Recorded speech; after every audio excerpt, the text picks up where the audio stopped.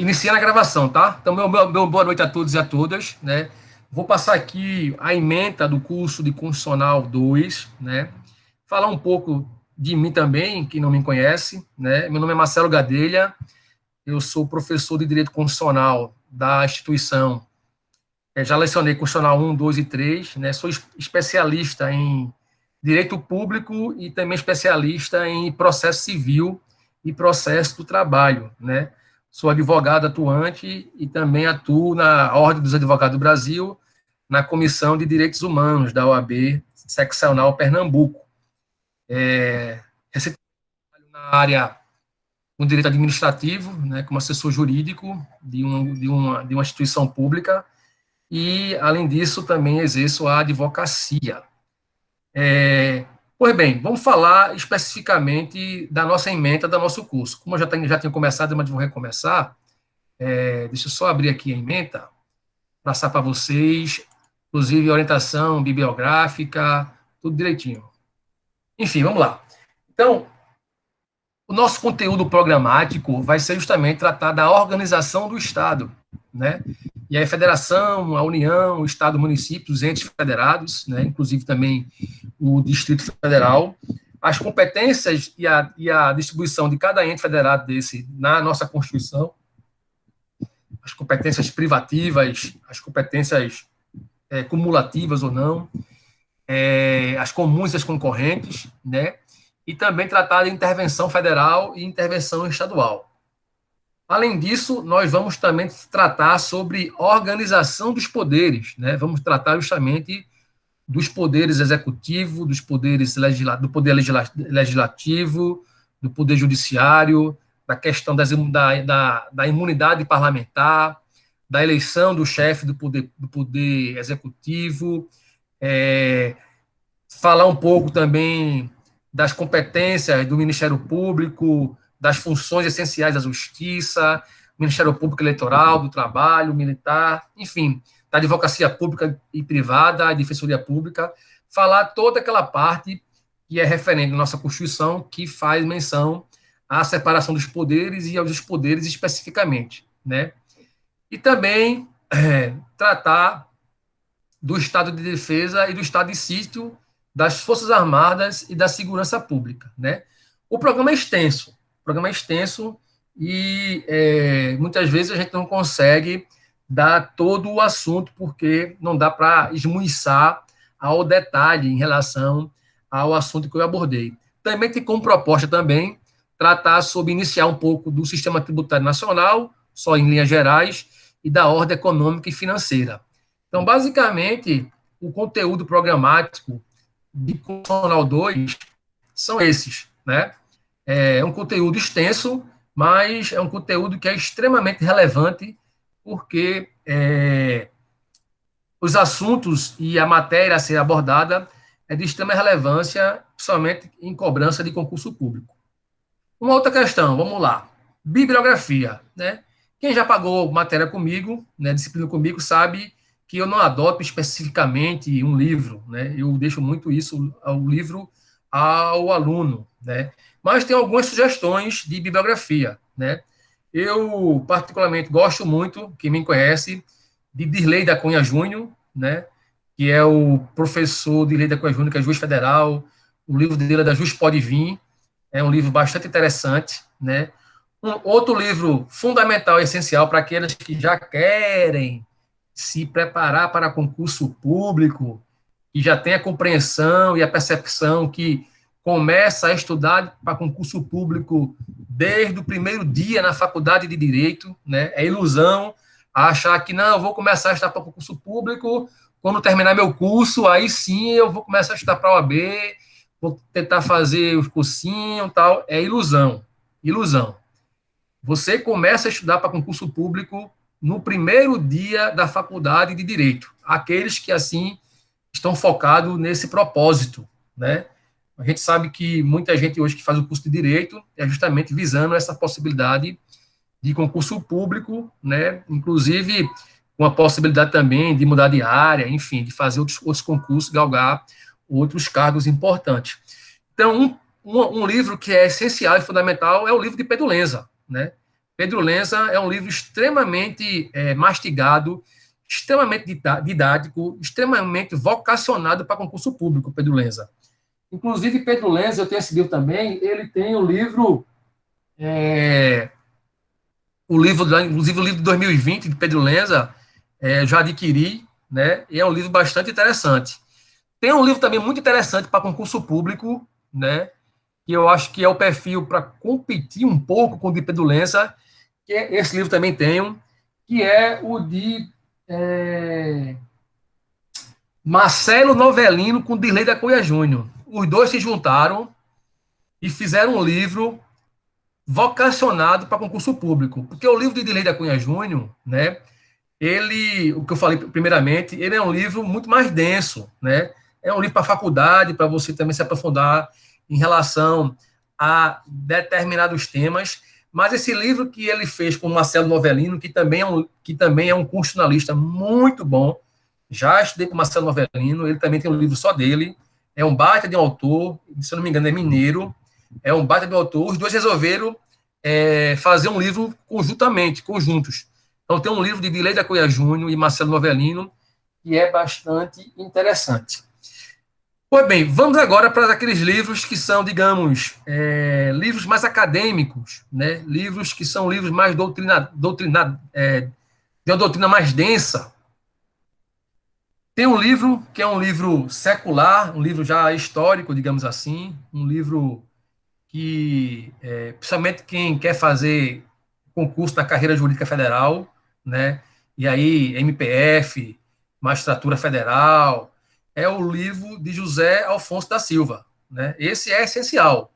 Esse é um livro com uma doutrina bastante bastante cobrada em banca de concurso, principalmente em segunda fase, né? Para você ter ideia, eu me formei em 2000 e meu livro de faculdade foi o livro de José Alfonso da Silva, né, de constitucional. É um livro que até hoje tem demanda. Ele era pela editora Malheiros, não sei se continua ainda pela editora Malheiros, ou era editora Método, não estou lembrado, mas é um livro interessante. Um outro livro interessante também, de uma doutrina densa, e aí, assim, um livro para aqueles que. Eu adoro constitucional. Para mim, constitucional é minha leitura de cabeceira, né? Vou dormir de noite, era um livro para ler as teses de direito constitucional, o que há de mais avançado. É o livro de Gemal Mendes. O livro de Gemal Mendes é um livro denso, com teses constitucionais, né? Um livro muito interessante, muito bom, né? É um livro realmente para aqueles que querem fazer uma carreira jurídica em direito constitucional ou também querem iniciar um pouco nessa área acadêmica, né? Porque é um livro de constitucional com uma abordagem de temas atuais sobre o transconstitucionalismo, sobre o neoconstitucionalismo. É um livro bastante interessante. Bem, tem outros autores, eu não vou aqui, né, falar de outros autores. Eu acho que essa gama que eu falei retrata bem o conteúdo programático, né?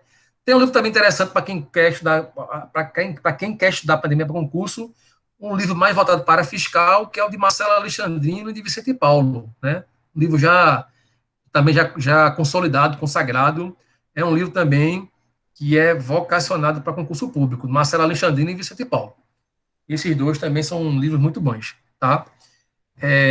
Enfim, nós temos, felizmente, no Brasil, excelentes constitucionalistas, né? Muitos bons constitucionalistas, livros muito bons, né?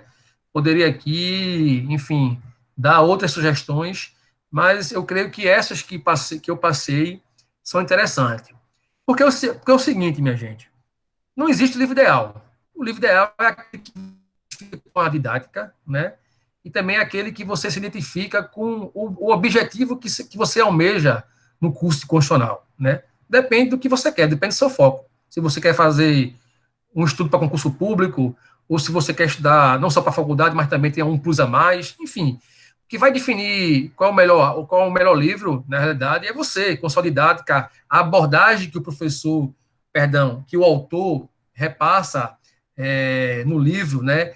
A metodologia como ele passa a matéria, a forma como ele esquematiza o assunto no seu livro, porque isso também reflete na nossa memória fotográfica, né? Quem já foi meu aluno sabe que eu sempre abordo essa questão da neurolinguística, da forma de aprendizagem, né? Então, assim, é aquela coisa, é, você não existe uma receita ideal para como é que eu vou estudar, como é que eu vou estudar? Cada um se adequa a uma receita, né, daquilo que a sua capacidade elaborativa e o seu cérebro entende que é a melhor forma de aprendizagem, né? Alguns trabalham fazendo um resumo, é trabalhoso, mas também é um processo de fixação, né? Você está escrevendo ali e tá reaprendendo, porque você lê e escreve. Tem outros que estudam grifando, fazendo grifos e, ao mesmo tempo, fazendo anotações no livro ou no material de estudo, né? Então, essa metodologia de estudo é você que tem que definir qual é a melhor para você, né? Agora, sim, é claro que existe uma receita mínima, né? Por exemplo, para concurso público, não adianta só ler doutrina. Tem que ler doutrina, tem que fazer exercício bastante, tem que fazer prova, tem que saber o que a banca está exigindo, né? Cada banca tem sua especificidade, cada banca faz uma abordagem de um determinado tema, e hoje no mercado já tem livros específicos vocacionados para isso, né? Por exemplo, já tem livro hoje que é o edital esquematizado, né? Ele já passa o edital para você da sua carreira e já dá o roteiro das matérias que você tem que você tem que estudar e já dá também as questões que a banca já colocou, faz toda uma diagramação, toda uma leitura de números para saber, olha, a banca exige isso, já caiu X questões de porcentagem em relação ao assunto de direitos fundamentais. Já caiu X sobre a questão de controle de constitucionalidade. Já caiu X questões sobre poderes, enfim. Hoje tem livro para tudo, né? Com essa ampliação do poder de comunicação, na realidade a informação chega e chega para valer, né? Então, hoje eu confesso para vocês que o material de estudo hoje é muito melhor do que há 10, 5 anos atrás, né? E a tendência é se aperfeiçoar. Inclusive, a maioria desses livros que eu falei para você, você consegue na internet hoje em PDF e tal, digitalizado. É só colocar no Google, pesquisar, enfim. Tem canais também de Telegram que você busca no Telegram, tem grupo do Telegram que já passa livros, né, em PDF, com apostilas, enfim. Hoje a comunicação, hoje ela é democratizada, a comunicação. E isso é algo importante porque esse material a gente tem acesso, né? É claro que para aqueles que querem ter um livro, né, se puder, é interessante, porque a leitura realmente no livro, no papel, não sei se eu sou um pouco ainda, digamos, do século passado, mas a minha leitura no livro é uma leitura diferente em relação a uma leitura no computador. É diferente, é completamente diferente, né? Não que a gente não se adapte, não se adapte, né, a essa possibilidade de ler livros digitais. Inclusive, para não dizer que eu sou mentiroso, adquiri há um mês atrás um Kindle, né?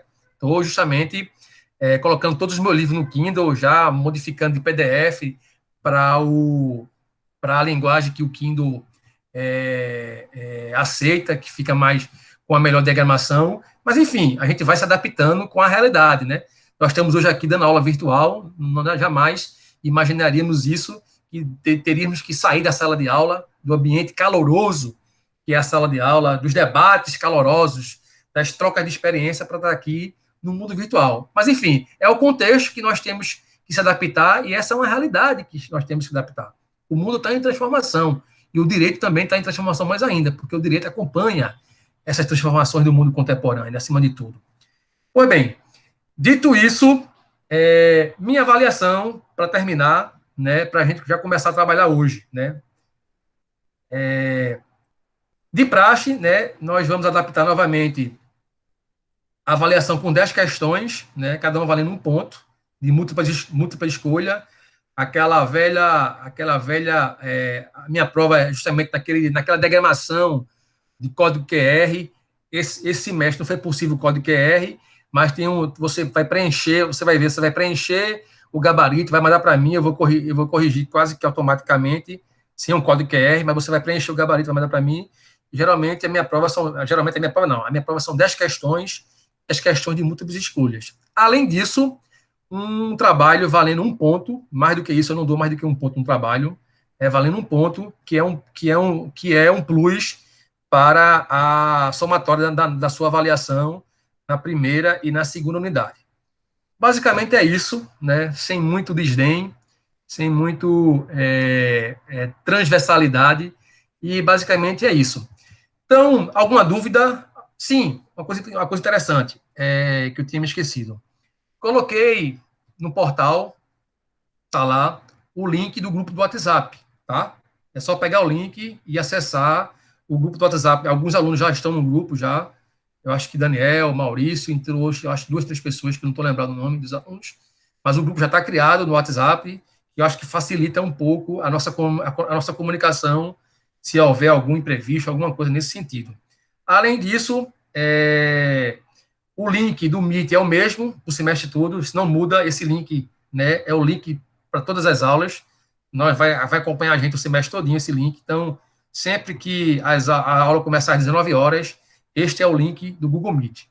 E a novidade é que esse semestre as aulas estão sendo gravadas, tá? Então, todo o conteúdo programático das aulas serão gravadas, e aí eu baixo no meu computador, coloco no YouTube e disponibilizo o link para vocês também lá no portal, para aqueles que não puderem assistir a aula, aqueles que quiserem rever a aula, enfim, também terá disponível. E também, né, logo após, normalmente, quando termina a aula, ou no máximo no outro dia, eu sou muito. Só quando acontece algum imprevisto, eu também coloco o material da aula, né, o PowerPoint, né.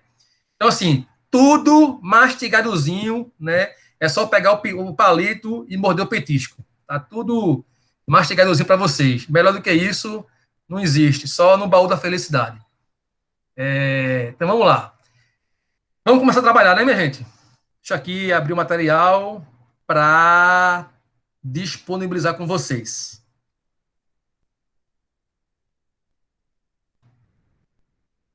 Só um minuto.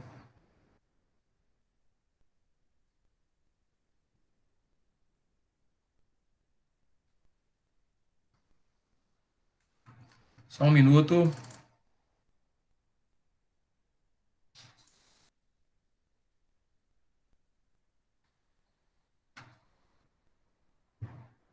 Divisão espacial do poder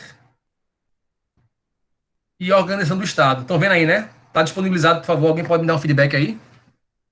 Ok? Ótimo. Vamos lá.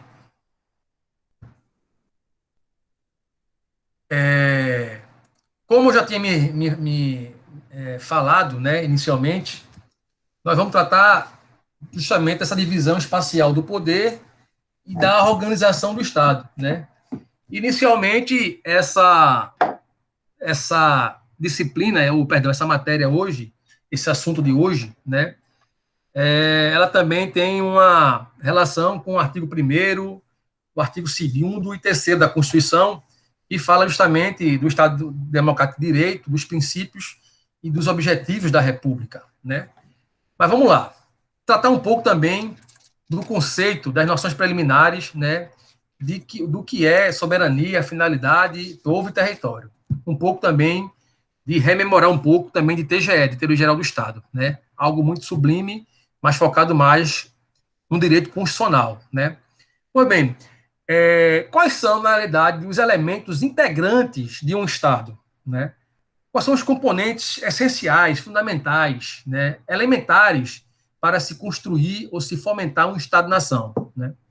Então, bem, esses elementos, né, integrantes, né, que são componentes essenciais de um Estado-nação, é justamente a soberania, a sua finalidade, né, o povo e o território, né? Então, Dalmo Dallari, né, que também é um professor Dalmo Dallari, define o Estado como a ordem jurídica. Alguém está mandando mensagem, está querendo entrar, só um minutinho, porque toda vez que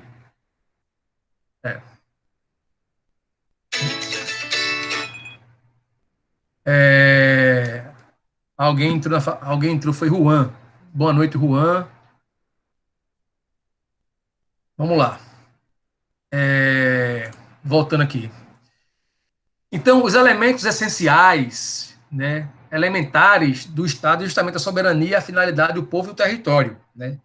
Dá o modular e dá a definição em relação à ordem, ao Estado, dizendo que é o seguinte, que a ordem jurídica define o Estado como a ordem jurídica soberana que tem por fim o bem comum de um povo situado em determinado território, né?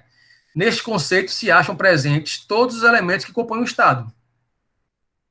A noção do poder está implícita na soberania, né? O Estado, né, ele é soberano, por isso exerce o poder de forma, nós vamos ver, centralizado ou não, dividido ou não, de forma concorrente ou não. Então, a noção do poder ela está implícita na soberania que o Estado exerce sobre o seu povo e sobre o seu território, e é referida como característica da própria ordem jurídica, a soberania.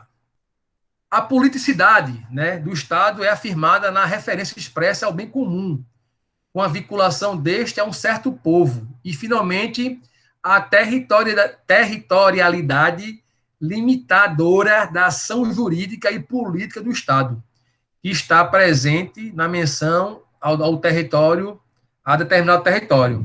Então, vejam que as noções, né, de soberania, finalidade do Estado, povo e território, são justamente os elementos essenciais deste Estado. A soberania ela é exercida dentro desse território, o povo, justamente com o conceito de povo, né, da formação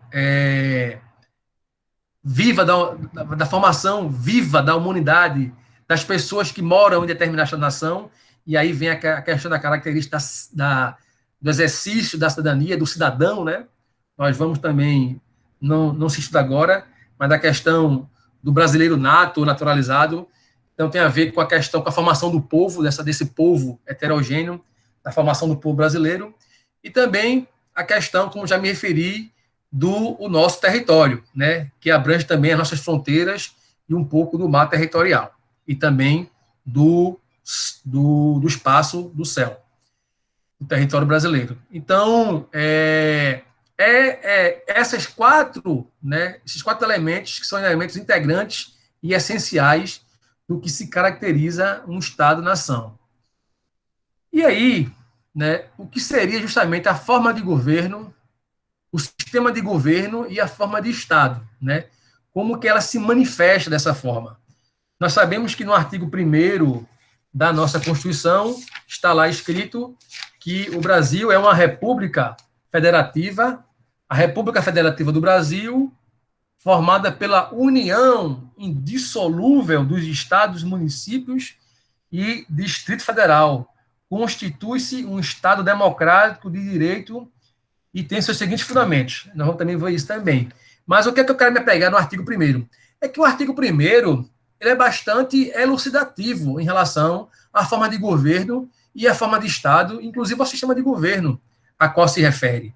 Porque, vejam, ele fala que a República Federativa do Brasil, ou seja, está se referindo à forma de governo, né? Nós sabemos que o Brasil, na época de Dom Pedro I, da família real, o Brasil era uma monarquia, né? E com a proclamação da República em 1889, o Brasil virou uma república. Então, a forma de governo que nós adotamos é uma república, não é uma monarquia. Então, o Brasil, de acordo com a nossa Constituição, é uma república federativa, nós vamos ver a diferença de federação e confederação, os tipos de federação, mas é uma república federativa. E quando eu me refiro ao sistema de governo, eu estou me referindo de como a forma, né, de o Estado ser governado, a maneira como o Estado é governado. Nós somos governados através do sistema presidencialista, né, do presidencialismo. É o presidente da República que governa, que gerencia esse Estado-nação chamado República Federativa do Brasil. Então, Alguns países, por exemplo, na Europa, nós temos países que são presidencialistas, mas temos também países que são parlamentaristas, não é verdade? Por exemplo, a Espanha. A Espanha é uma monarquia parlamentarista. A Inglaterra também é uma monarquia parlamentarista. Já a França é presidencialismo, não é verdade? Então, vejam que, de acordo com diversos Estados-nações, a forma de governo e o sistema de governo, ele se diferencia, né? Eu, particularmente, eu sou extremamente ferrenho defensor do parlamentarismo. Eu sou parlamentarista por natureza, porque acredito que o parlamentarismo, inclusive com a experiência da nossa redemocratização, o Brasil já está amadurecendo aos poucos para vivenciar essa experiência do parlamentarismo, porque nós tivemos aí vários já presidentes impeachmentados e a intolerância da população brasileira em relação à condução política, ela sempre beira ao exercício do extremo, né? De sempre estar.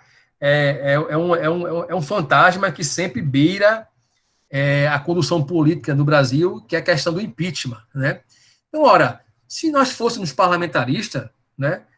Deu uma crise, né? Uma crise insustentável, desmancha o gabinete do governo, nomeia outro gabinete, nomeia-se outro primeiro-ministro e o presidente vira um chefe de Estado, não um chefe de governo.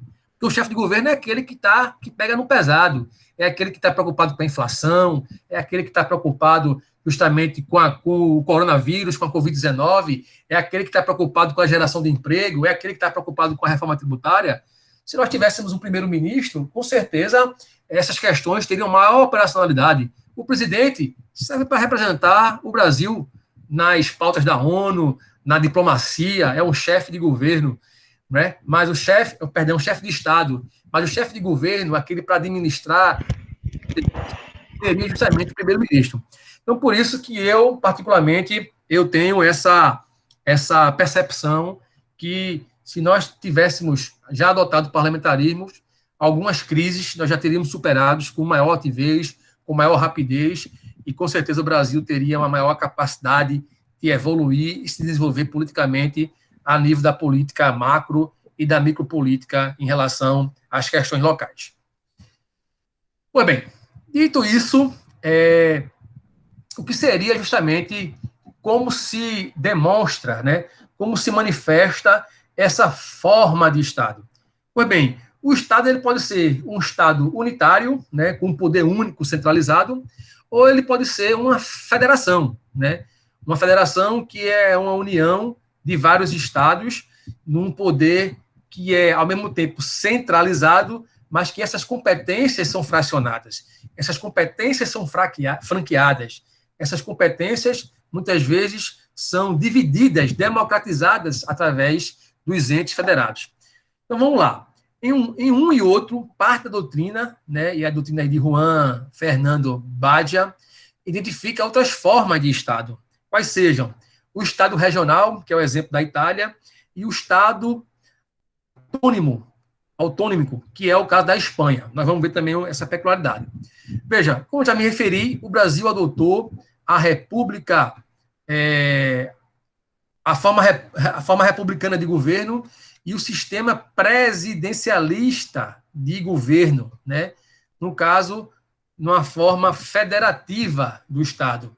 Nós somos formados através da união dos estados federados e dos municípios. Nós temos uma peculiaridade, uma característica específica que as entidades que compõem o nosso Estado-nação é justamente a União, os estados e os municípios. Nós temos justamente essa peculiaridade, essa autonomia política dos entes federados. Vamos lá. Só beber um pouco d'água aqui, que a garganta já está secando. Professor, eu estou sem vídeo porque eu estou aproveitando para fazer um lanche enquanto assisto a aula, viu? Certo, amigo. Tudo bem. Vamos lá. Conforme anota José Alfonso da Silva, o modo de exercício do poder político em função do território da origem ao conceito de forma de Estado, certo? Se existe unidade de poder sobre o território, pessoas e bens têm-se um Estado unitário. Se eu tenho um Estado unitário, feito, por exemplo, muitas vezes os países totalitários, né? E aí, sem tentar dirimir ou vincular de forma de macular a imagem, mas os estados unitários, feito a Venezuela, feito Cuba, feito o Chile, que também são estados unitários, né? Então, há uma conjugação de um poder unitário, único, né? No que se refere à condução da política de Estado e de governo. Se, ao contrário, o poder se reparte, se divide no espaço territorial, né, a divisão espacial de poderes, gerando uma multiplicidade de organizações governamentais atribuídas regionalmente, encontramos diante de uma forma de Estado composto, denominado Estado federal ou Estados federados, né, uma federação. Então, a federação de estados ou Estados federal. Então, é uma união de vários entes com uma certa autonomia, claro, com um poder de vinculação a um poder central, mas que eles também são compartilhados, né, essa autonomia para também exercer uma certa autonomia do ponto de vista do exercício do poder. Vamos lá, e continua o seguinte: a repartição regional de poderes autônomos constitui o cerne do conceito do Estado Federal. Então, vejam que falou em Estado Federal, nós estamos falando em repartição regional dos poderes. Nisso aqui ele se distingue da forma de Estado unitário, como França, Chile, Uruguai, Paraguai, todos esses são estados unitários, né? Não existe lá estados, né? Alguns são províncias, outros funcionam como prefeitura de pequenas cidades, que eu esqueci o nome em relação à França, mas na Argentina mesmo são províncias na Argentina. No Uruguai também, no mesmo sentido. Então, possui-se não um poder centralizado, que esse poder ele se estende a todo o território nacional e sobre toda a população, né? E controla todas essas atividades locais e regionais, com poder único, centralizado e unitário. Então, ao mesmo tempo, é certo que, mesmo o Estado sendo unitário, né, ele pode ser esse poder unitário, ele pode ser exercido de forma descentralizada. E como é que é isso? Geralmente, essas descentralizações, por mais ampla que seja, não é do tipo de uma federação, né? Não é do tipo feita a nossa, que tem estados federados, ou da Confederação dos Estados Unidos, que nós vamos ver a diferença, que são os estados federados dos Estados Unidos têm mais autonomia do que os nossos, porque a composição da federação, né, da União dos Estados Federados dos Estados Unidos, ela foi feita politicamente de forma diferente, né? Nós vamos entender esse processo, e vamos compreender o porquê diferente lá. Então, mesmo o Estado sendo unitário, ele pode ter esse tipo de descentralização, gerando uma forma de autarquia territorial no máximo, e não uma autonomia política constitucional. Vejam que o poder unitário ele é descentralizado, mas essa descentralização não dá autonomia política constitucional. Essa autonomia ela é mitigada, ela funciona como uma espécie de uma entidade, uma autarquia territorial, né? Essa descentralização no Estado unitário, ela, mesmo que ela exista, ela não é plena, ela é mitigada, é diminuída. Então, não há uma autonomia política constitucional, e nele as coletividades ficam na dependência do poder unitário, nacional e central. Então, veja que existe uma diferença brutal entre um Estado unitário e um Estado descentralizado, um Estado federado, onde essas competências, essa autonomia política administrativa, ela é evidente, né? Onde há essa descentralização no que se refere aos Estados federados. Professor. Pois não. Com relação a essa questão do Estado unitário, né, e o Estado como você fez a exemplificação aí de Cuba, né, Venezuela, Chile, eu fiquei um tanto quanto estranhando quando você falou depois de que existe, mesmo assim existe uma descentralização nesses estados, né, mesmo se eles sendo unitários, né?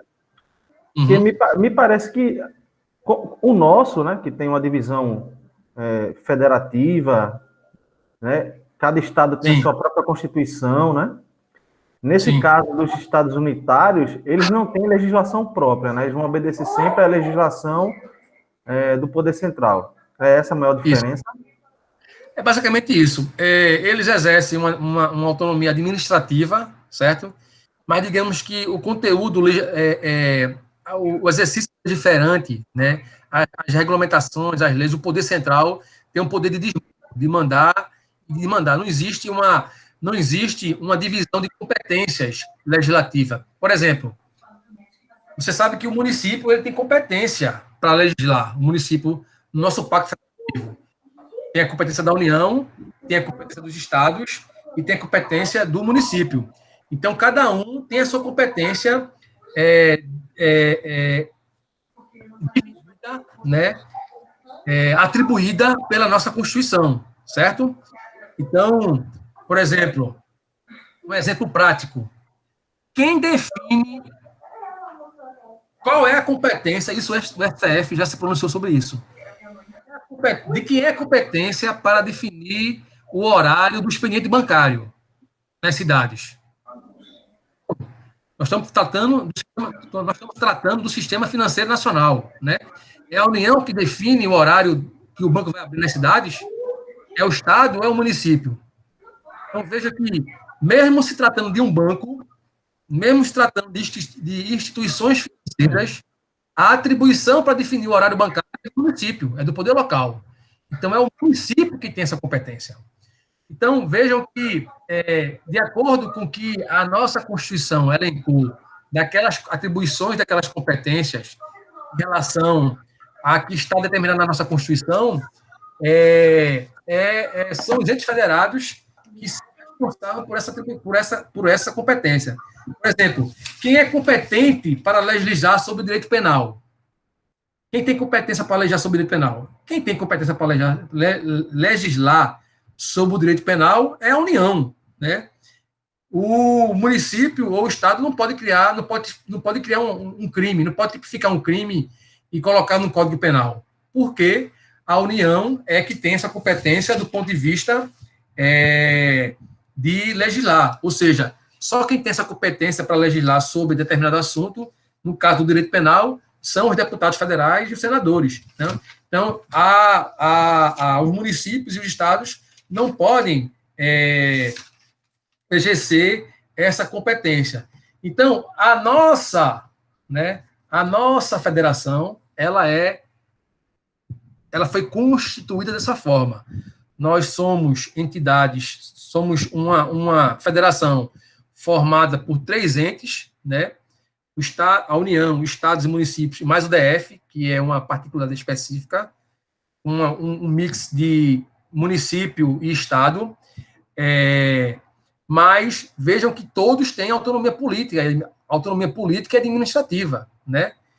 Por exemplo, o STF, em relação a essa questão da autonomia, né? Vejam como foi a manifestação do STF em relação à política de combate ao Covid-19 aqui no Brasil, né? Ele deu justamente autonomia aos estados e aos municípios, né? Existia essa, digamos, o STF foi obrigado a se pronunciar nesse sentido, e essa autonomia política de ditar como seria esse enfrentamento ao Covid-19 no Brasil, o STF entendeu que a autonomia, que quem era responsável para fazer esse combate e conduzir a política era justamente os governadores e os prefeitos. Então, vejam que o nosso Estado Federado ele tem essa peculiaridade em relação à autonomia política e administrativa. E muito maior também nós vamos ver um pouco isso, a questão dos Estados confederados dos Estados Unidos. Certo. No caso do Estado unitário, então, as decisões partiriam sempre do poder central, né? E os Isso, poderes descentralizados seriam mero cumprimento das determinações, né? isso. Certo? Vamos lá. Eu pulei aqui um pouco, deixa eu ver aqui, que eu estava... Vamos lá. Então, onde é que eu estava? Enfim, estava justamente falando sobre a autonomia político-constitucional e que, mesmo existindo um Estado unitário, né, há essa descentralização, só que essa descentralização ela é mitigada. A descentralização ela não é feita a nível de ter dessa descentralização ter uma certa autonomia política constitucional, feito a nossa realidade aqui em relação aos estados, em relação aos municípios. E em relação, né, ainda à forma de Estado, tratando um pouco do Estado unitário puro, nós vamos ver aqui essa diferenciação, Maurício, perdão, Maurício, ó, essa diferenciação que você retratou agora de um Estado unitário, ele pode ser puro, ele pode ser descentralizado. Nós vamos ver os tipos, as formas de como é se manifesta, como a doutrina identifica essa manifestação desses estados unitários e puros. Então vamos lá. A doutrina ela elenca essas formas de descentralização do Estado unitário. Então, nós temos o Estado unitário puro, marcado por uma absoluta centralização do exercício do poder, e aí, assim, é mão de ferro, digamos, é tipo a Coreia do Norte, é o Estado central, mão de ferro, governa sozinho, sem nenhum tipo de descentralização. Temos o Estado unitário descentralizado de forma administrativa, apesar de ainda concentrar a tomada de decisões políticas nas mãos do governo nacional, avança descentralizando a execução de decisões políticas já tomadas. Criam-se pessoas em nome do governo nacional, como se fosse uma extensão deste, né? Mandamos executar, administrar decisões políticas tomadas, né? Apenas descentraliza, mas sem dar autonomia. É aquele se cumpra-se, faça dessa forma e que estará tudo bem. E temos também o Estado unitário descentralizado administrativa e politicamente, né? Além da autonomia administrativa, haveria certa autonomia política para a implementação do comando central. Certos autores, ao analisar alguns casos particulares, entendem imprecisa essa alocação dentro dessa categoria de Estado unitário de maior grau ou não de descentralização. Preferindo, então, criar outras preferindo então criar outras localizadas entre o Estado federal e o Estado unitário, quais sejam o determinado Estado regional, que é no caso da Itália, ou Estado autônomo, no caso da Espanha, que se identifica não apenas pela descentralização administrativa, como também aí marca também pela descentralização legislativa. Haveria um único poder constituinte, mas a pluralidade de fontes legislativas e normativas também haveria essa descentralização. Então, de acordo com a peculiaridade de cada Estado-nação, né, aí você tem que estudar, né, entender um pouco como é que funciona isso em diversos Estados-nação, enfim, na Argentina nós temos província, nós não temos Estado, na Argentina são províncias, né? Em Portugal também. Então, dependendo de cada Estado-nação, é que a gente se debruça de como esse poder unitário ele é exercido, de forma descentralizado ou não, e a que nível é essa descentralização? Se ela é um pouco mais avançada, se ela é apenas administrativa, se ela também é política, se ela é mitigada. Mas nós vamos focar, na realidade, o nosso foco aqui de estudo, né? A doutrina traz isso, claro, né? Para trazer como elementos novos, mas o nosso foco justamente é a forma federativa do Estado brasileiro. Esse é o nosso foco, porque é o que está previsto na nossa Constituição. E vamos estudar agora um pouco justamente sobre essa forma de federação. Vejam, trazer aqui um pouco do histórico para vocês entenderem o processo de federação e de confederação. Né? A forma federativa de Estado tem a sua origem justamente nos Estados Unidos, né? Na época de 1787, que foi justamente na proclamação das colônias, né, das 13 colônias britânicas, que se deram o tiro de independência em relação à Inglaterra. As antigas colônias britânicas americanas se rebelaram e criaram justamente o Estado soberano, decretando a liberdade e a independência em relação à Inglaterra. Então, a formação, né, o início, o prenúncio dessa forma federativa, ela é justamente o marco legal dela, ela surge com a independência das 13 colônias dos Estados Unidos, das antigas 13 colônias britânicas que formaram justamente os Estados Unidos. Então, os Estados resolveram formar, através de um tratado internacional intitulado Artigos de Confederação, a Confederação dos Estados Americanos, formando um pacto de colaboração a fim de se protegerem das constantes ameaças da antiga metrópole inglesa. No aludido Pacto Confederativo, permitia-se a denúncia do tratado a qualquer tempo, consagrando-se assim o direito de retirada, de separação e de cessão do pacto. Né? Ao mesmo tempo que eles estabeleceram esse pacto para se unificarem e se rebelarem, também estavam previsto que qualquer colônia poderia se retirar e fazer o pacto de secessão.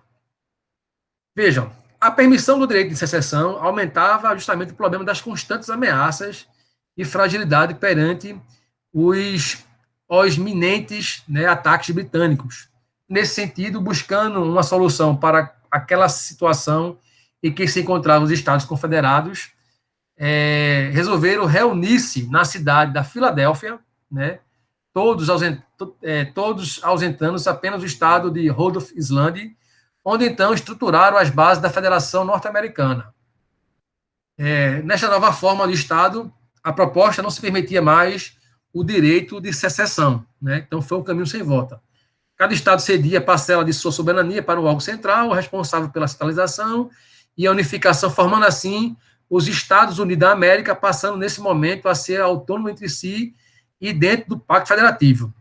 Então vejam que o processo de formação das antigas colônias britânicas, que foi justamente, se criou os Estados Unidos da América, foi um processo de unificação, né? De aglutinação.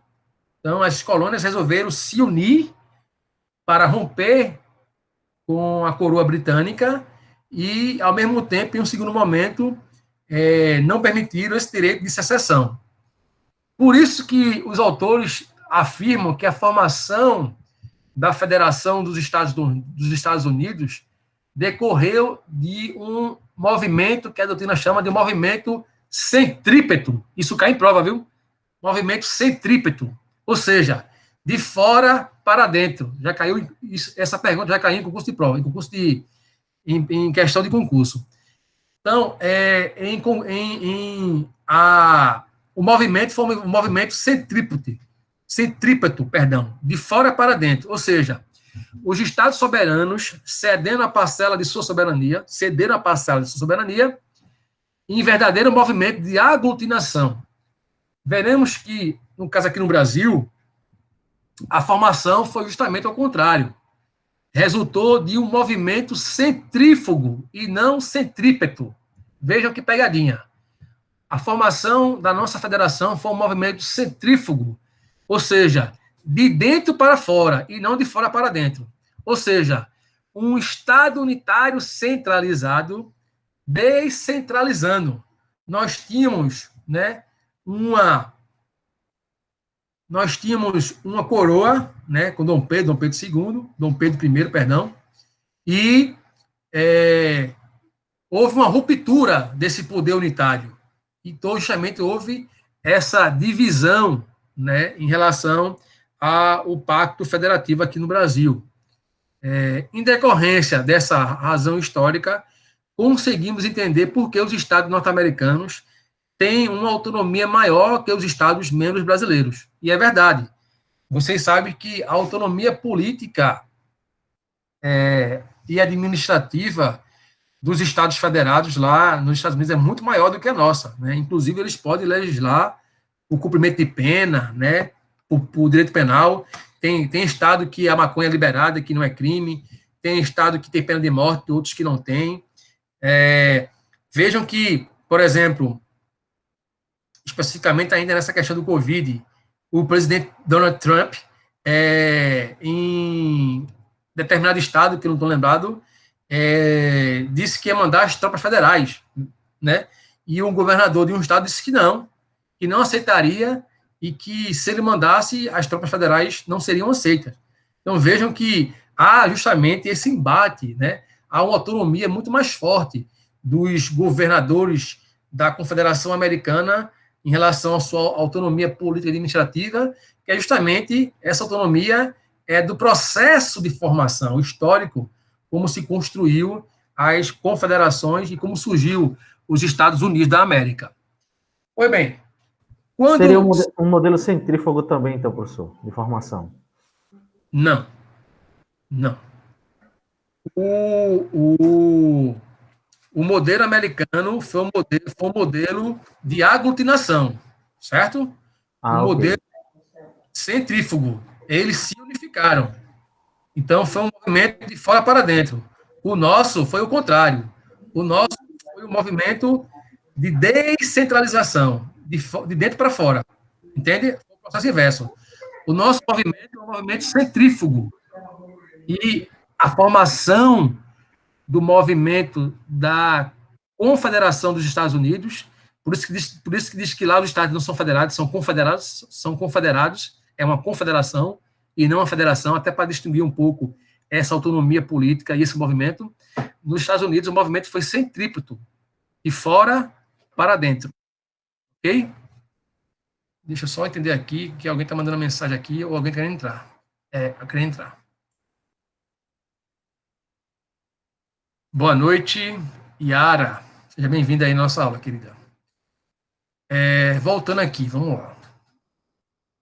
Então, quando se observar uma maior concentração de competências no ente central, estamos diante de um modelo centrípeto, né, centralizador. Por outro lado, quando se observar uma maior distribuição de atribuições para os Estados-membros, teremos um modelo centrífugo, descentralizador, certo? Isso aí é em relação justamente ao maior ou poder de consideração do Estado unitário. Não está se referindo à formação, tá? É diferente. Então, vamos lá. Vamos tratar um pouco agora sobre a federação por agregação ou por desagregação, que é justamente essa questão da unificação e da segregação. Vamos lá. Essa classificação leva em conta a formação histórica e a origem do federalismo em determinado estado, podendo ser por agregação ou por desagregação. No federalismo por agregação, os estados independentes ou soberanos resolvem abrir mão de parcela de sua soberania para agregar-se entre si e formar um novo estado, agora federativo, passando a ser entre si autônomos. O modelo busca uma maior solidez, tendo em vista a indissolubilidade do vínculo federativo. Como, por exemplo, podemos citar a formação dos Estados Unidos, da Alemanha e da Suíça. Então, um movimento de agregação, de fora para dentro, certo? Movimento de agregação. Por sua vez, o federalismo por desagregação, ou seja, separação, segregação, a federação surge a partir de determinados estados unitários que resolvem descentralizar-se em obediência a imperativos políticos, né?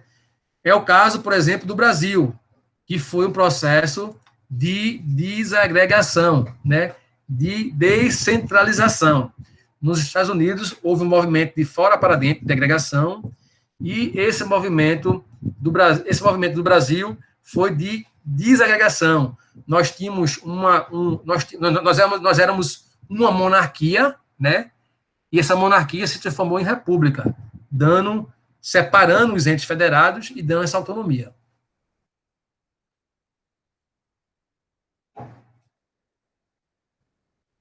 Vamos lá. Deixa eu só ver aqui. Me perdi um pouco. Achei. Federalismo por agregação ou por desagregação?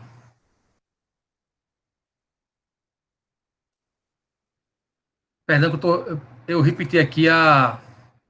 Tá repetindo aqui eu acho que agora é 3.2. Acho que é o não, tá repetindo aqui. agora. Eu vou excluir aqui, só excluir aqui que tá repetido. Acho que repetiu aqui. Vamos lá. 3.2.2, vamos lá. Federalismo dual ou cooperativo? No federalismo dual, né, ou cooperativo, a separação de atribuições entre os estados federados ou entes federativos é extremamente rígida, não se falando em cooperação ou interpenetração entre eles. O exemplo seriam os Estados Unidos em sua origem. Por quê? Porque essa autonomia, né, por ela ser muito mais, por ela não ser tão mitigada, ela tem uma maior autonomia, esse federalismo dual.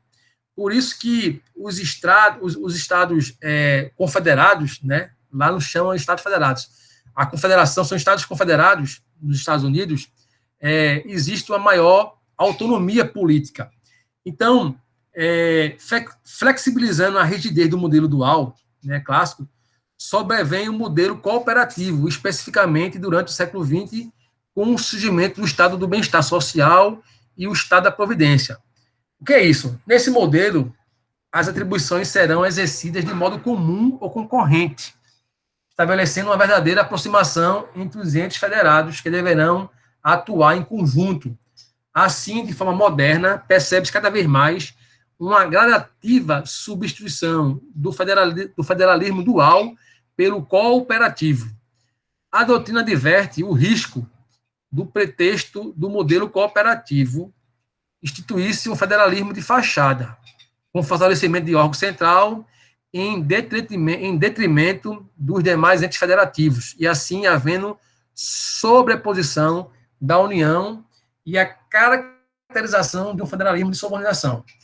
Então, o modelo do Brasil, né, pode ser classificado como um federalismo de cooperação, né?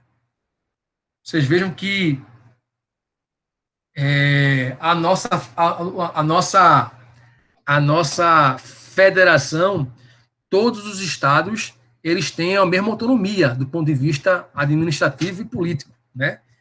Então, não existe um estado que pode mais ou que pode menos. Inclusive, essa simetria, né, entre os estados federais no Brasil, ela é representada pelo quê?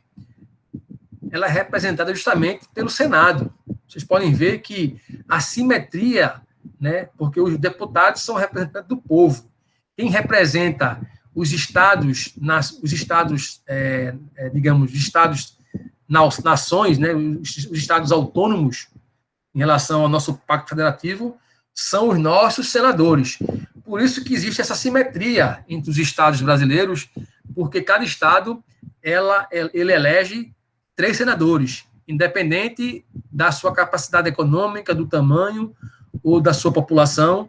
Todos os estados membros do Brasil são eleitos apenas 3 estados, que é a forma de representar um pouco desse estado cooperativo, mas também a forma também de representar essa simetria, essa transversalidade de igualdade entre os estados membros que nós temos em relação ao nosso pacto federativo.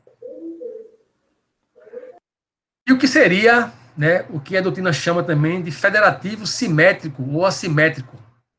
A simetria ou assimetria do federalismo decorre dos mais variados fatores, seja em relação à cultura, seja no concernente ao desenvolvimento da língua, etc. Por exemplo, no federalismo simétrico, verifica-se a homogeneidade da cultura e de desenvolvimento, assim como a língua, como é o caso dos Estados Unidos. Lá só tem uma língua oficial, que é o inglês, né?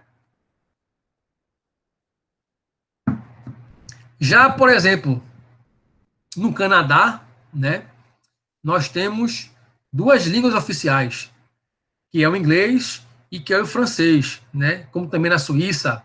Enfim, dependendo da formação histórica desse Estado-nação, veja como contribui.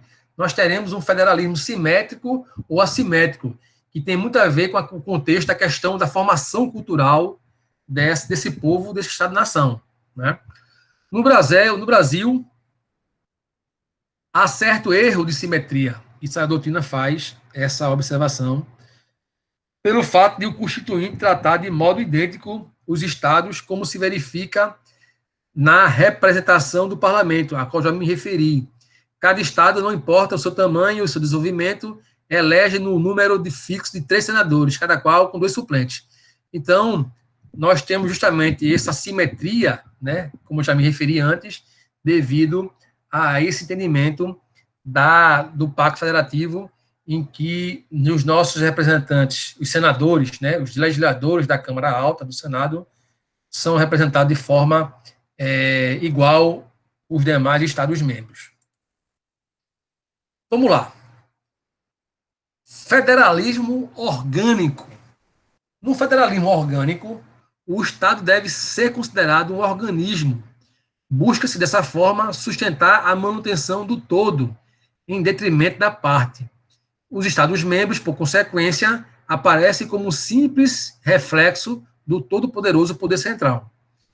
No federalismo e integração, em nome da integração nacional, passa a ser verificada a preponderância do governo central sobre os demais entes, né, atenuando assim as características do modelo federativo. Nesse sentido, o professor André Ramos Tavares constata que, no extremo, o federalismo de integração será um federalismo meramente formal, cuja forte assimetria entre os poderes distribuídos entre as entidades componentes da federação aproxima de um Estado unitário descentralizado, como forte e ampla dependência por parte das unidades federativas em relação ao governo da União Federal. E, por fim, o federalismo de equilíbrio, que é justamente que deve se manter a ideia de uma certa harmonia, de uma certa aliança entre os demais entes federados. Isso porque, segundo o professor André Ramos, isso pode ser alcançado pelo estabelecimento de regiões de desenvolvimento entre os estados e de regiões metropolitanas entre os municípios, a concessão de benefícios, além da distribuição de renda, destacando, respectivamente, o que está previsto aí nesses artigos 43 e 25, que é justamente um pouco desse federalismo de equilíbrio que nós temos, né? Por exemplo, a formação das regiões metropolitanas, as zonas francas de Manaus, algumas regiões de desenvolvimento, tem muito a ver também com esse federalismo que a doutrina chama de federalismo de equilíbrio, né? Só a nível de só para nível de informe, né? O que diz justamente o artigo 43, para não ler todos os artigos. Aqui são para vocês também terem a capacidade, a curiosidade de ver como que esse federalismo de equilíbrio também está abordado na nossa Constituição.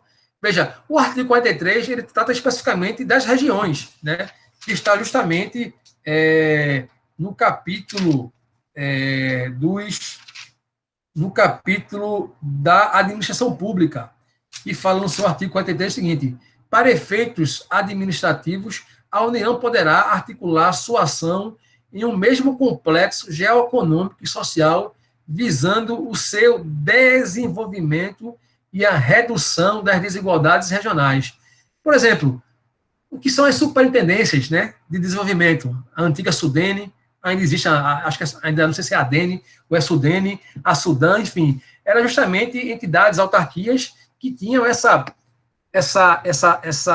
essa possibilidade e essa missão de construir esse federalismo de equilíbrio, né, de regiões menos desenvolvidas, regiões que necessitariam de um certo aporte político e econômico do Estado, do poder central, e por isso esse federalismo de equilíbrio ele é implementado. Então vejam que a própria nossa Constituição traz isso de forma exemplificada, né? Como também nos demais artigos, que eu não vou ler aqui, para a gente também poder andar mais um pouco.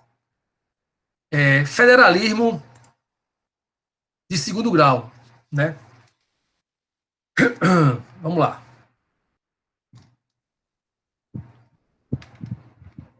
Manuel Gonçalves Ferreira Filho fala em uma tríplice estrutura do Estado brasileiro, diferente, por exemplo, do modelo norte-americano, que apresenta apenas a União e os Estados-membros, né?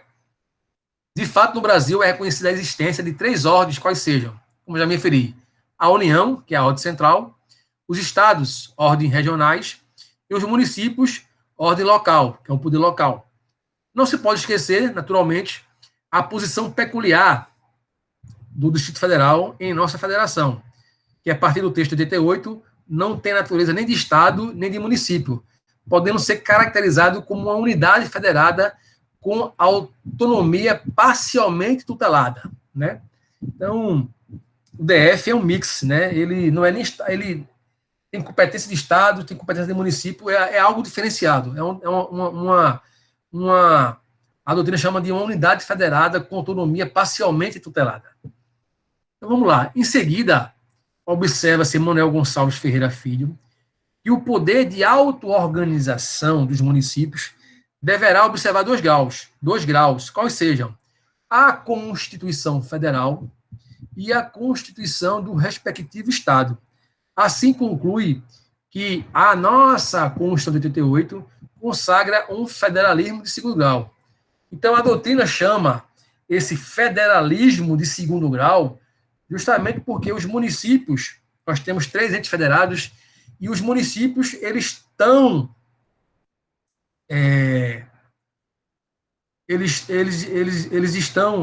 disciplinados do ponto de vista constitucional, digamos assim, eles estão vinculados à ordem jurídica, tanto à Constituição, né, federal, como também à Constituição dos seus estados, né, a qual os municípios respectivos estão vinculados.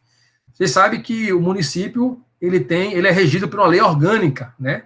O município ele é regido por uma lei orgânica, que é a lei que rege o município. Mas os municípios eles têm que, para constituírem sua lei orgânica, eles precisam respeitar, estarem vinculados do ponto de vista constitucional com a legislação constitucional federal e com a legislação constitucional estadual. Por isso que se diz um federalismo de segundo grau, porque ele está vinculado, né, a esses dois entes federais, do ponto de vista jurídico. A Constituição Federal, repito, e a Constituição Estadual, ok? Então, federalismo de segundo grau seria isso. Enfim, vamos falar agora um pouco justamente das características da federação. Vejam, uma das características da federação é justamente a qual já me referi, que é justamente a descentralização política, né? A autonomia política que os Estados federados têm, justamente para prever, através, inclusive, das suas constituições estaduais, prever o núcleo de poder, a autonomia para os referidos entes que elas criam, as empresas públicas, as autarquias. Então, vejam que os estados têm essa autonomia política e administrativa. Então, uma das características da nossa federação é justamente essa descentralização do poder político. Uma outra também característica é a repartição de competência, né? Então, como eu já me referi, os estados, os municípios, os entes federados, cada um tem perdão, cada um tem sua competência. Essa competência ela é dividida, ela é repartida. Constituição rígida com base jurídica. Fundamental a existência de uma Constituição rígida no sentido de garantir a distribuição de competência entre os Estados autônomos, surgindo, então, uma verdadeira estabilidade institucional. Ou seja, o que está disposto para ser competência do Estado, ele não pode se sobrepor e exercer o poder legiferante ou poder político daquilo que não está atribuído a ele. Então, da mesma forma, vice-versa. Aquilo que está previsto para a União, a nível de competência, ela não pode se sobrepor à competência dos estados, nem muito menos à do município. Então, essa base rígida de competência, né, a Constituição rígida, no que se refere a essa repartição das competências, é também uma característica da nossa federação.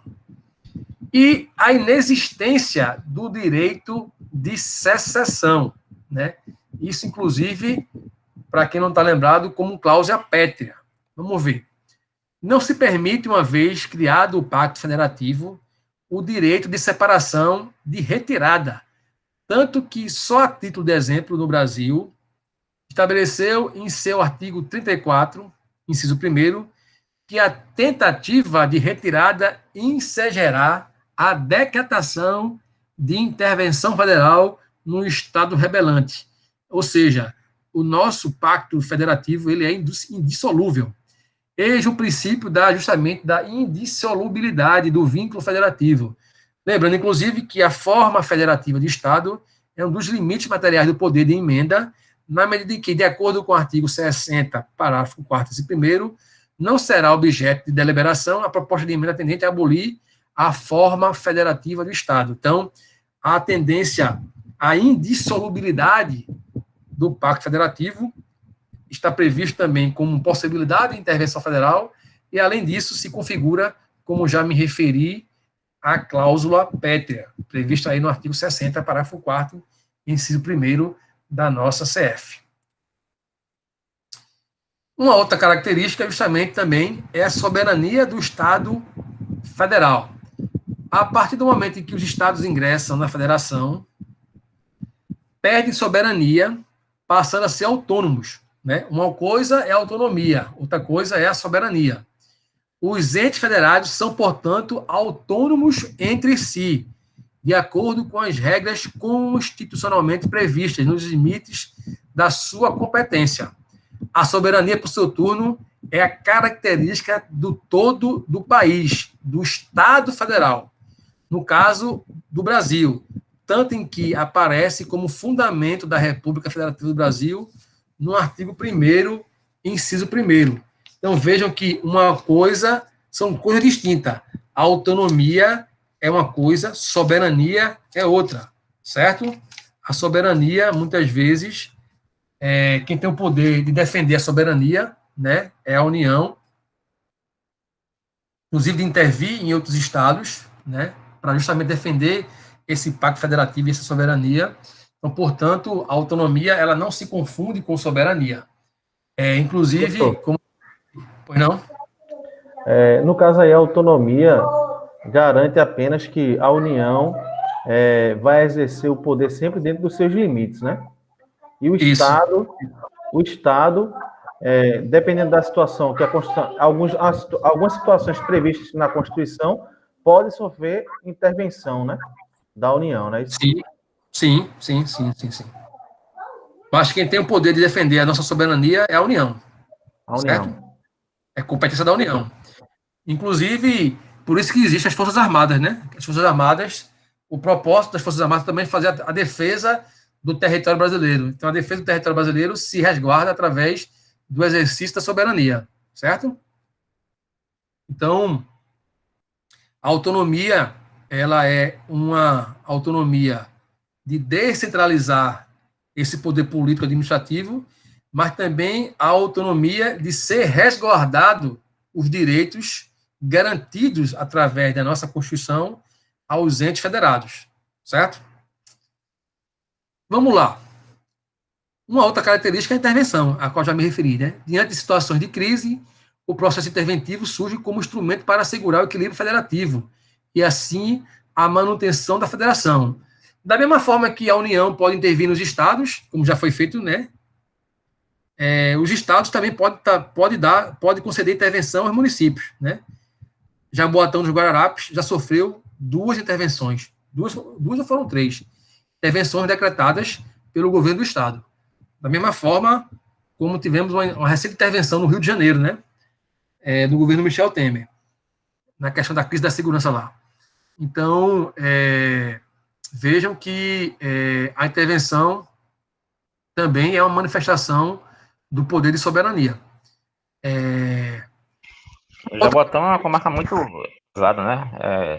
É preciso realmente ter essa intervenção, que é uma comarca bem pesada, falando na questão criminal, né? Sim, Gravatar já foi, né? Já teve intervenção pelo Estado, né? Quem? Gravatar. Gravatar também. Gravatar também, isso. Eu acho que também foi a última, se eu não me engano. Isso, foi a última, foi.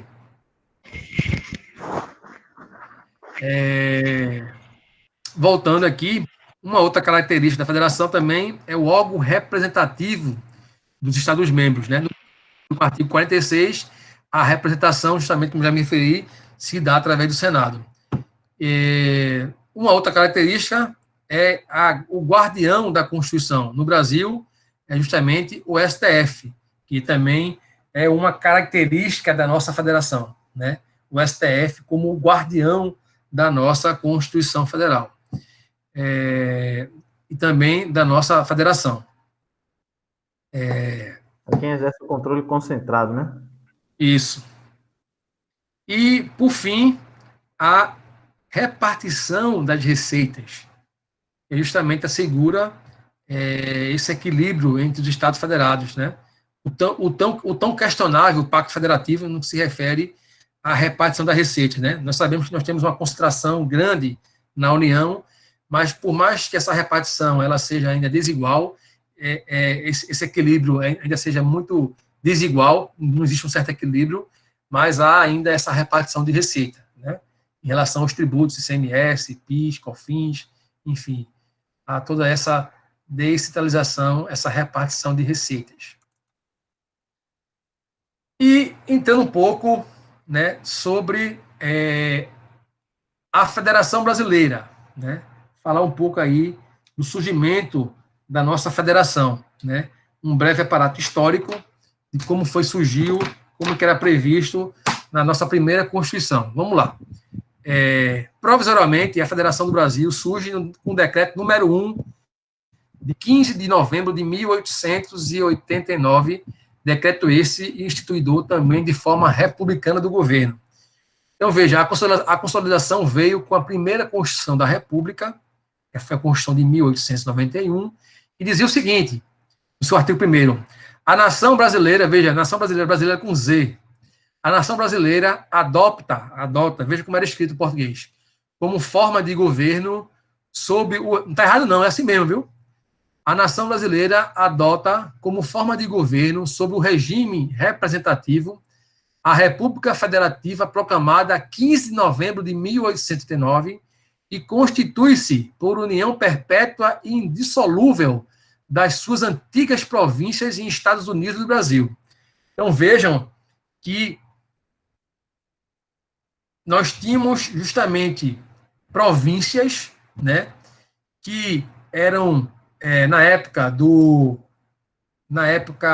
de Dom Pedro, né, na época que o Brasil era uma monarquia, então houve justamente essa proclamação da República Federativa e a união das antigas províncias que formaram justamente os Estados Unidos do Brasil.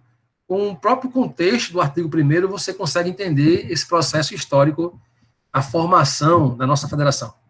As constituições posteriores mantiveram a forma federativa de Estado, porém não se pode deixar de registrar o entendimento de alguns doutrinadores, segundo o qual as constituições de 37 e de 67, que foram constituições ditatoriais, 37 de Getúlio Vargas e 67, o período da ditadura, bem como durante a vigência da emenda 169, tivemos no Brasil uma federação de fachada, né? Passando justamente pelo processo ditatorial. A composição da nossa Federação Brasileira, né? Então, já entrando aqui um pouco no artigo 1º, o que é que ele diz? Que a nossa República Federativa do Brasil é formada pela união indissolúvel dos estados e municípios e do DF, constituindo-se em um Estado democrático de direito, sendo que o caput do seu artigo 18 complementa o seguinte: estabelecendo que a organização político-administrativa da República Federativa do Brasil compreende a União, os estados, o Distrito Federal e os municípios, todos autônomos nos termos desta Constituição. Então, veja que o artigo 18, ele já traz para a gente que os nossos entes federados, eles são autônomos. Diz o seguinte, vou ler novamente só para vocês ter a percepção.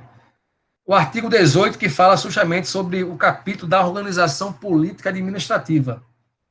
Diz o seguinte, o artigo 18, a organização político-administrativa da República Federativa do Brasil compreende a União, os estados, o Distrito Federal e os municípios, todos autônomos nos termos desta Constituição.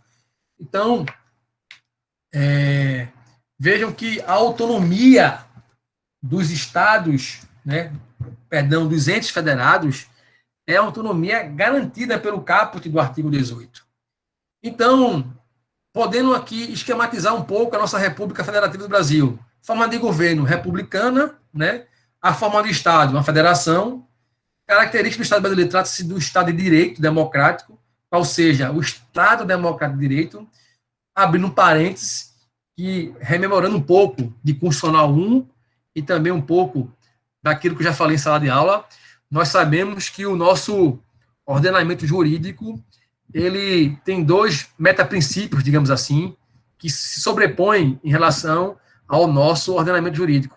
Um deles é justamente sobre o Estado Democrático de Direito, e o outro é sobre o princípio da dignidade da pessoa humana. Então, são dois princípios que exercem um poder muito grande no nosso ordenamento jurídico, por isso que alguns doutrinadores dizem que, por mais que não exista uma norma constitucional maior do que a outra, não existe um desequilíbrio entre os dispositivos constitucionais, nós podemos elencar que há um certo...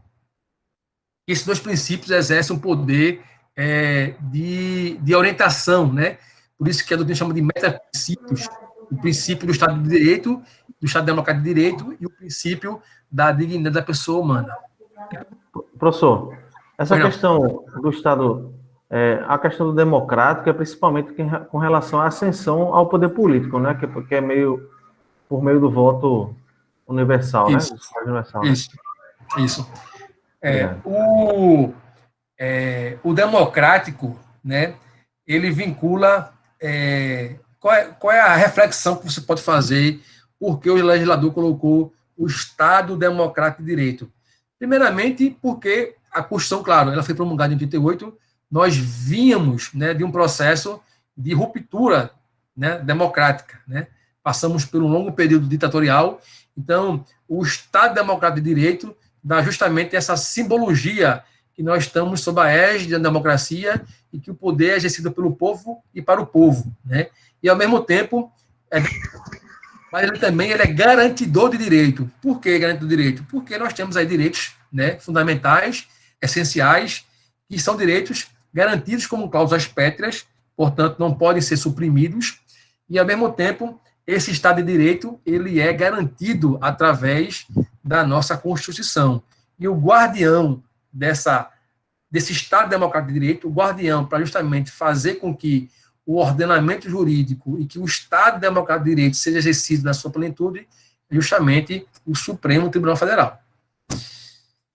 Ele passou mais o Estado passou mais a pensar mais na pessoa, no povo, quando se tornou democrático de direito. Isso que eu entendo. Também. O democrata carrega consigo essa simbologia do poder exercido através do povo que elege representantes, né, aí deputados, mas que o poder ele é exercido pelo povo. O povo justamente tem essa autonomia e o poder é exercido através da manifestação popular, através do voto. Então, traz consigo essa simbologia. Uma outra característica da nossa federação é que os componentes, né, já me referi, não vou repetir, dos entes federados, e também do sistema de governo presidencialista, a qual no início da aula também já me referi em relação ao presidencialismo e ao parlamentarismo. Não é cláusula pétrea, não, né, professor? Sistema presidencialista? Não, não. O que é o sistema federado, né? A federação é a cláusula pétrea, ela é indissolúvel. Mas o sistema de governo não, certo?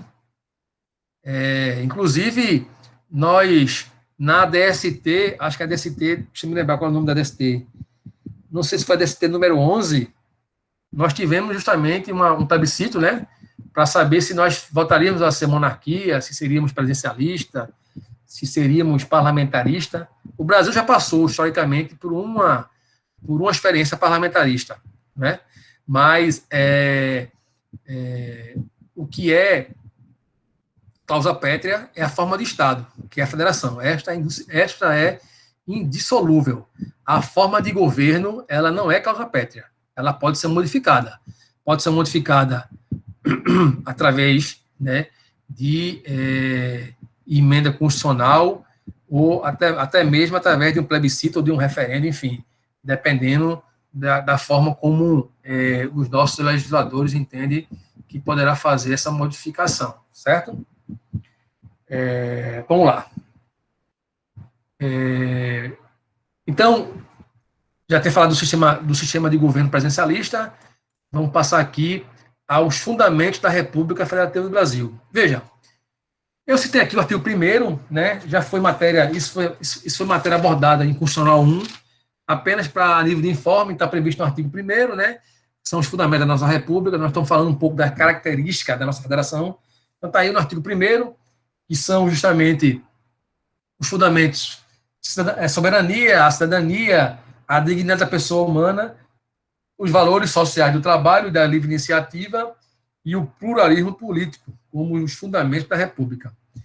E também, como característica também prevista na nossa Constituição, os objetivos fundamentais da República, que estão previstos justamente no artigo 3º da nossa Constituição, que aí está elencado, que é justamente construir uma sociedade livre e justa, justamente todos esses objetivos da nossa República. Celso Basto, ele faz uma análise nesse seguinte, falando um pouco da diferença entre fundamentos e objetivos, né? Celso Basto diz o seguinte, a ideia de objetivos não pode ser confundida com a de fundamentos, muito embora algumas vezes isso possa ocorrer. Os fundamentos, ele diz que são inerentes ao Estado, fazem parte da sua estrutura. Então, os fundamentos fazem parte da sua estrutura. Quanto aos objetivos, esses consistem em algo exterior, que deve ser perseguido, ou seja, algo que deve ser alcançado. Então, para você diferenciar um pouco a diferença do que seria os fundamentos, né, e os objetivos, é que os fundamentos ele tem que ser inerente, ele é inerente à nossa República Federativa do Brasil.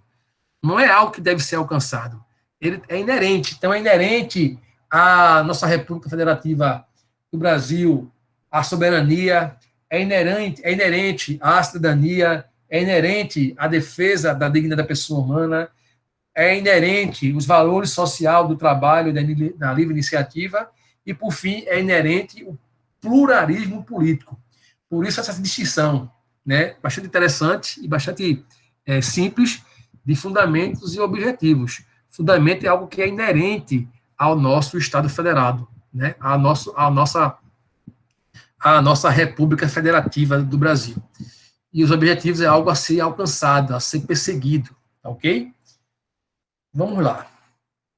E, por fim, né, os princípios que regem a República Federativa do Brasil nas relações internacionais, que estão previstos no artigo 4º, eu não vou aqui elencar todos, que são 10 princípios, também para servir como característica da nossa federação, que também já foi visto em Constitucional 1, tá? Por fim, como último assunto ainda a ser abordado em relação à federação, vamos tratar um pouco dos símbolos, né, da República Federativa do Brasil. Então, vamos lá. A doutrina traz o seguinte: claro que o idioma oficial da República Federativa do Brasil é a língua portuguesa, né? Daí seu ensino fundamental regular ministrado em língua portuguesa, assegurado às comunidades indígenas, contudo, também a possibilidade de utilização de línguas maternas e processos próprios de aprendizados, está previsto justamente no artigo 13, caput. Então, veja, se cair uma pergunta assim, pergunta casca de banana, não? O artigo 13 diz o seguinte, artigo 13. Artigo 13.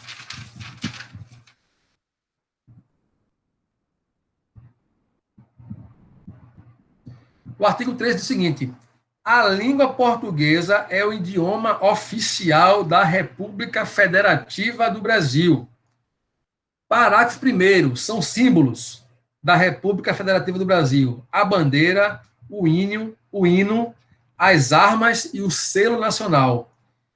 Parágrafo 2º, os estados, o Distrito Federal e os municípios poderão ter símbolos próprios.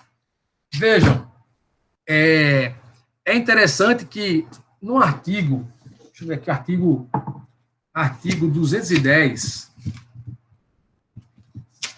o artigo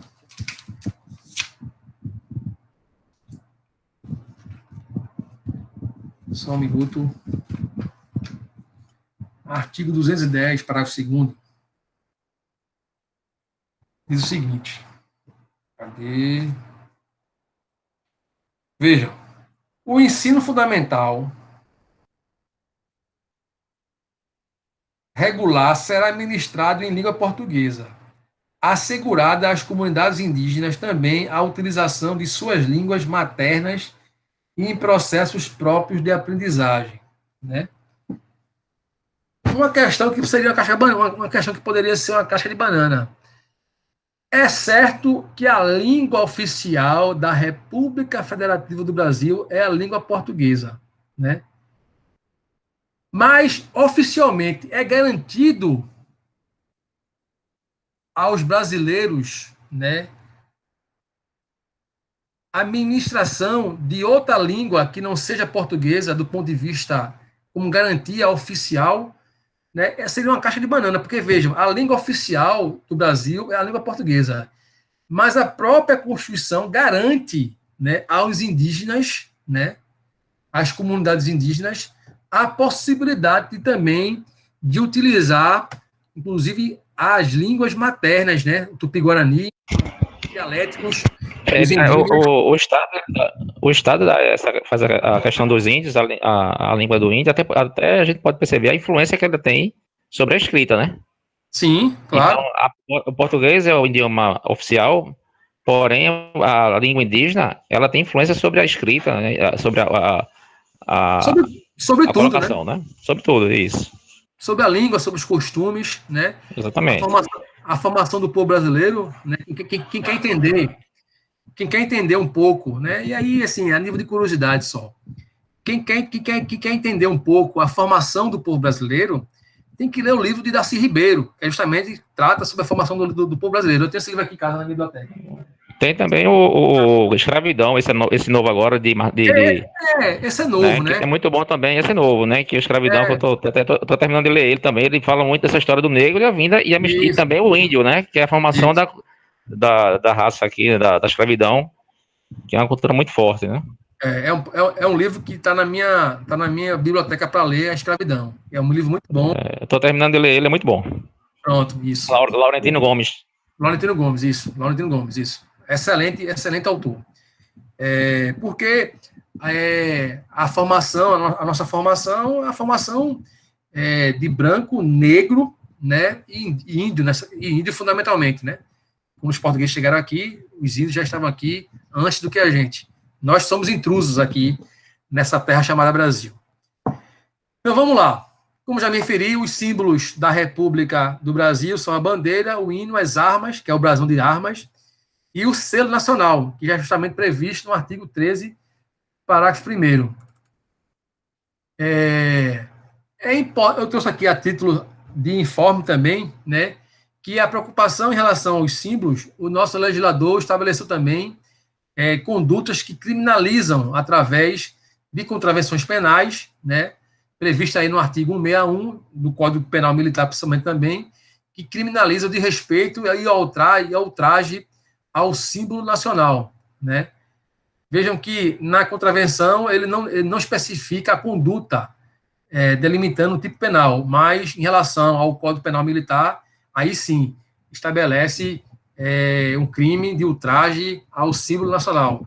Aí trouxe aí uma condenação do STF, né, em relação a um funk que foi criado com o nacional, que houve essa punição aos militares. E, por fim, né, só a nível de informe, dizer aí o que são, na realidade, os símbolos nacionais, né?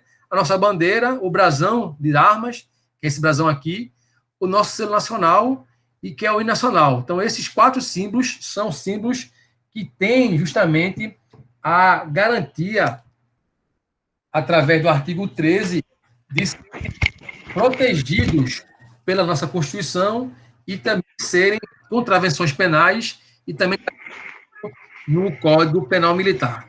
Então, meus caros... Tem a questão tem até o manuseio da bandeira, né? Tem, sim. Se você não manusear a bandeira de uma forma correta, é crime. Do Código Militar, não é isso?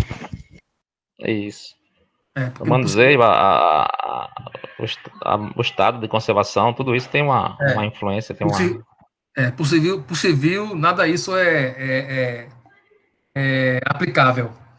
Pois bem, então, meus caros, era isso hoje que eu tinha para trazer para vocês, né? Foi um prazer imenso revê-los, né? Espero que esse semestre seja proveitoso, com caras novas, e aí é importante também, mas com caras já antigas, com amigos, podemos dizer assim, companheiros, né? Que nós já ministramos aulas, né? Tanto para o segundo período e agora também para o primeiro período esse ano também. Mas, enfim, queria dizer a vocês que foi um prazer enorme revê-los. Estaremos aqui sempre à disposição, né? Tem aí o grupo do WhatsApp, vamos nos falando, vamos conversando, e espero realmente que a gente possa aprofundar esse debate do direito constitucional. E, claro, como para quem me conhece, sempre que possível, trazer assuntos cotidianos, né?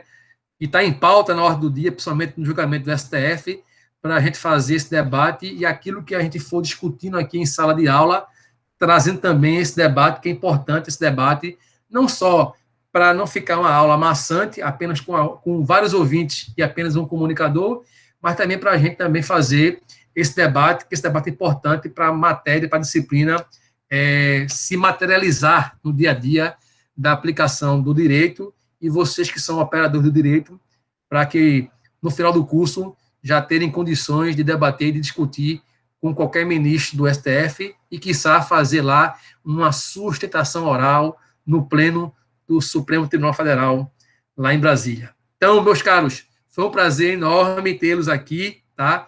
Nos veremos. Uma boa noite a todos e a todas. O material, eu irei disponibilizar essa aula lá no portal, inclusive também com a aula gravada, tá?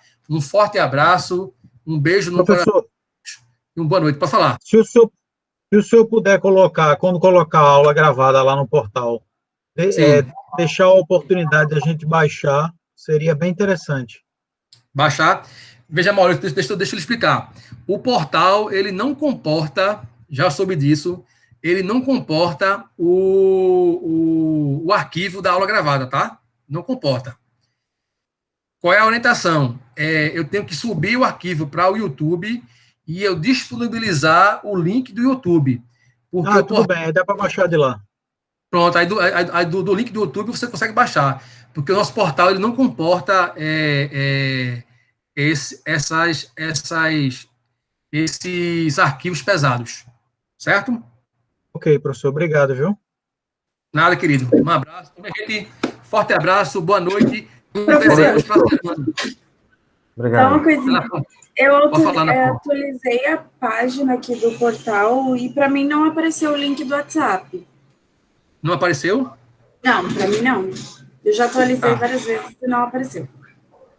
Eu vou tentar entrar no portal lá, vou ver o que está acontecendo, se estiver disponibilizado, eu coloco novamente. Não tem problema nenhum, tá bom? Tá bom, obrigada. Boa noite. Boa noite, queridos. Um abraço. Nos veremos para a semana.